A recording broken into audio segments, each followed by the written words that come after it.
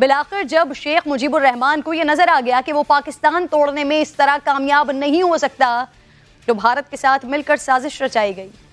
भारत ने न सिर्फ पैसों के जरिए मदद की बल्कि असलहा भी फराहम किया नहीं था। पाकिस्तान के असली दुश्मन भारत ने साजिशों, हथकंडों और मुक्ति वाहिनी के जरिए पाकिस्तान को दोलख्त किया था, जिसका भारतीय वजीर आजम नरेंद्र मोदी खुद एतराफ कर चुके हैं। भारत आज भी अपने ओछे हथकंडों और साजिशों से 50 साल हो चुके हैं। बांग्लादेश आज हमसे बहुत आगे निकल चुका है।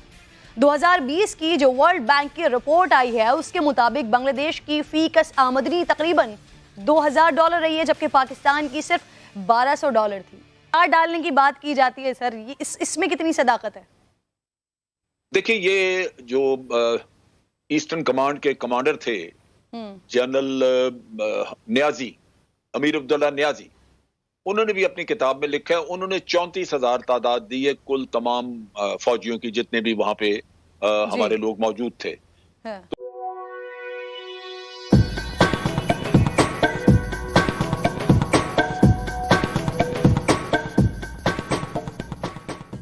जिसके लिए हजरत इकबाल ने कहा, मेरे अरब को आई थी ठंडी हवा जहां से, मेरा वतन वही है, मेरा वतन वही है। हजरत इकबाल के वतन को तोड़ने की साजिश हुई, पाकिस्तान का नाम मिटाने की साजिश हुई। मानती हूं मेरे वतन के 2 टुकड़े जरूर हो गए, लेकिन पाकिस्तान का वजूद आज भी बाकी है और मेरा ईमान है कि यह क़यामत की सहर तक बाकी रहेगा। मुझे फ़ख्र है पाक फौज के उन जवानों पर जिन्होंने सीने पर गोलियां खाई। मुझे फ़ख्र है उन बंगाली भाइयों पर जो आज भी बांग्लादेश में पाकिस्तान का साथ देने पर सजाएं भुगत रहे हैं।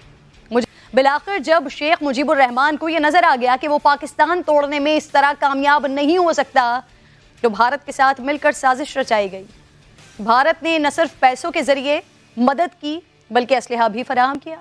मुजीबुर रहमान ने पाकिस्तान आर्मी के खिलाफ प्रोपेगेंडा भी खूब किया, ख्वातीन की असमत दरी के इल्जामात लगाए, लेकिन जब खुद उसने बरतानिया से टीम बुलवाई तो उनके सामने पेश करने के लिए कोई सबूत मौजूद नहीं था। पाकिस्तान के असली दुश्मन भारत ने साजिशों, हथकंडों और मुक्ति वाहिनी के जरिए पाकिस्तान को दोलख्त किया था, जिसका भारतीय वजीर आजम नरेंद्र मोदी खुद एतराफ कर चुके हैं। भारत आज भी अपने ओछे हथकंडों और साजिशों से बाज नहीं आए, लेकिन अल्हम्दुलिल्लाह सुम्मा अल्हम्दुलिल्लाह पाकिस्तान का दिफा नाकाबिले तस्खीर है। इस सब के बाद आज हमें नाजरीन गौर जरूर करना होगा इस पर कि पाकिस्तान को दोलख्त हुए आज 50 साल हो चुके हैं। बांग्लादेश आज हमसे बहुत आगे निकल चुका है। 2020 की जो वर्ल्ड बैंक की रिपोर्ट आई है उसके मुताबिक बांग्लादेश की फीकस आमदनी तकरीबन $2000 रही है, जबकि पाकिस्तान की सिर्फ $1200 थी। बांग्लादेश का काम पहले से शुरू हो गया था, तो इससे तो अब साफ वाज़ेह है ना कि मुजीबुर रहमान की नीयत सही नहीं थी। अमजद शुएब साहब, सर इख्तिदार देने से इनकार किया था। देखिए, बात यह है कि मुजीबुर रहमान, जैसे मैंने कहा, उसके शवाहिद मौजूद हैं कि 1962 से वो भारत के साथ इन टच था। और उस वक्त जो बांग्लादेश में उनका यानी ईस्ट पाकिस्तान में जो उनका हाई कमीशन था, कौंसल खाना था, वहां से उसके जरिए वो मरासले वगैरह अपने एक्सचेंज करता था। लिहाजा उसको कहा गया हुआ था कि तुम ग्राउंड प्रिपेयर करो और वक्त आने पे तुम्हारी मदद की जाएगी, सो वो लगा हुआ था। लेकिन ये एक तब्दीली डेफिनेटली आई कि एक तो याह्या खान ने उस वक्त ये किया, तस्लीम किया 1 मैन 1 वोट। फिर उससे वाज़ेह हो गया कि जिसकी आबादी ज्यादा है वोट वहां पे ज्यादा हैं। फिर मैंने जैसे कहा कि हमारी पॉलिटिकल पार्टी ने वहां पे कोई ग्राउंड तैयार न की। नतीजा ये कि वहां पे मुजीबुर रहमान को, जैसे भी जुनेद साहब भी बता रहे हैं, 162 के करीब सीटें उनको मिल गई। अब इन हालात में तो बड़ी सीधी सी बात है, बेशक एक डिवीजन नजर आ रही थी ईस्ट और वेस्ट की, लेकिन मेजॉरिटी के नुक्ता निगाह से हुकूमत उसके पास जानी चाहिए थी। उसके ऊपर जो लेदे हुई, मैं आपको एक बताऊं, मेरे साथ एक पीछे जब ये इसने मोदी ने बांग्लादेश में जाके तकरीर की और कहा कि जनाब मुक्ति बानी ने किया तो हमारा भी उसमें खून शामिल है जी। उस दिन प्रोग्राम हो रहे थे और मैं एक प्रोग्राम में, मेरे साथ कुलदीप नैयर जो भारत के एक बड़े मशहूर सहाफी थे वो थे। उन्होंने कहा जी हम तो दुश्मन थे, दुश्मन ने तो मौका से फायदा उठाना ही होता है, हमने जो करना था वो तो किया क्योंकि दुश्मन थे हम। लेकिन आप ये बताइए कि भुट्टो साहब ने क्यों नहीं जमहूरियत का साथ दिया? उनको आप सारी दुनिया या आप लोग सारा पाकिस्तान कहता है कि जी वो बड़े डेमोक्रेट थे और जमहूरियत के वो दिलदादा थे। तो जमहूरियत की रूह से तो फिर उनको मुजीबुर रहमान को बना देना चाहिए था, तो क्यों नहीं बनाया? तो बात यह है कि दुनिया की नजर में ये बिल्कुल एक चीज वाजे है कि जिस शख्स को मेजॉरिटी मिली जी। वो अब सीटों के लिहाज से हकदार है। आप हाँ। बेशक ये कहें कि वो सिर्फ ईस्ट पाकिस्तान को कर रहा था रिप्रेजेंट, सही, बिल्कुल कर सही। रहा था, लेकिन वो ईस्ट पाकिस्तान पाकिस्तान का हिस्सा था। तो ये सही। अलमिया हुआ कि वहां पे आके फिर जी। मुजीबुर रहमान जो है जी वो सर बिल्कुल मशरिकी पाकिस्तान में फौज की कुल तादाद कितनी थी सर? और ये जो 90,000 फौजियों के हथियार डालने की बात की जाती है सर, ये इसमें कितनी सदाकत है? देखिए, ये जो ईस्टर्न कमांड के कमांडर थे जनरल न्याजी, अमीर अब्दुल्ला न्याजी, उन्होंने भी अपनी किताब में लिखा है, उन्होंने 34,000 तादाद दी है कुल तमाम फौजियों की, जितने भी वहां पे हमारे लोग मौजूद थे। हाँ। तो 34,000 में आप देख लीजिए कि उसमें ईस्ट बंगाल रेजिमेंट्स वगैरह में भी लोग थे जिनको कत्ल कर दिया गया होगा।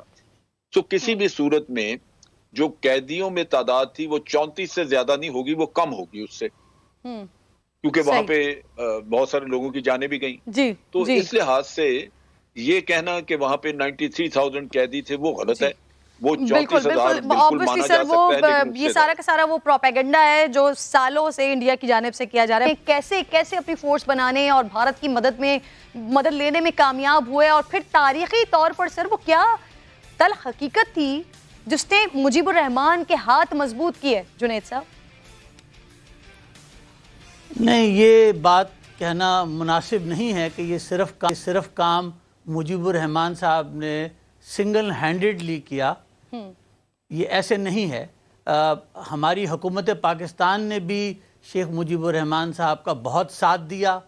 जब कायद आज़म ने मार्च 1948 में उर्दू ज़बान को कौमी ज़बान डिक्लेयर किया था, तो हम उनको समझाने न बंगालियों को ये बात समझाने में नाकाम रहे थे कि ये कायद आज़म ने ये बात क्यों कही थी, और वो इसलिए उन्होंने कही थी, और जो मुझे ख़ुद बांग्लादेश में ये बात समझाने का मौका मिला है और उसका मुझे बड़ा पॉजिटिव रिएक्शन भी हुआ।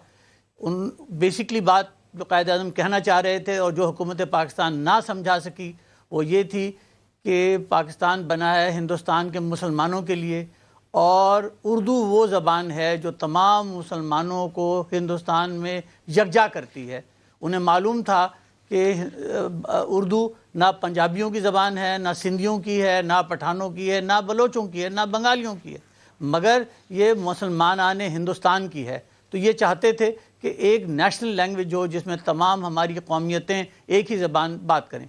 ये बात हम उनको नहीं समझा सके, और उसके बाद जब बंगाली लैंग्वेज मूवमेंट शुरू हुई तो पाकिस्तान की हुकूमत ने, जैसे हम बड़े चैम्पियन हैं हर चीज़ को का कोई गड़बड़ घोटाला कर लेने में, तो ये अगले 8 साल लगे। ये जाके फरवरी 1956 में हुकूमत पाकिस्तान ने तस्लीम किया कि बंगाली भी हमारी कौमी ज़बान होगी। ये आपने 48 या 49 या 50 में क्यों नहीं कर लिया था? और फिर आपने बंगाली लैंग्वेज को की मूवमेंट को इस बुरी तरह से पुट डाउन क्यों किया? एक बात। दूसरी बात यह कि लियाकत अली ख़ान की शहादत के बाद 1951 में उनकी शहादत के बाद पंजाब मुस्लिम लीग भी बहुत से हिस्सों में बट गई थी, जैसे आज भी बटी हुई है, और जिसकी वजह से एक बड़ा सीरियस किस्म का पॉलिटिकल वैक्यूम पैदा हुआ दोनों मगरबी और मशरक़ी पाकिस्तानी इलाक़ों में, कि कोई पॉलिटिकल पार्टी ऐसी नहीं थी कि जो दोनों सूबों में मौजूद हो। जमात इस्लामी थी, मगर जमात इस्लामी एक हमेशा बड़ी मार्जिनल सी पार्टी रही है, तो जिसकी वजह से एक पॉलिटिकल वैक्यूम क्रिएट हुआ।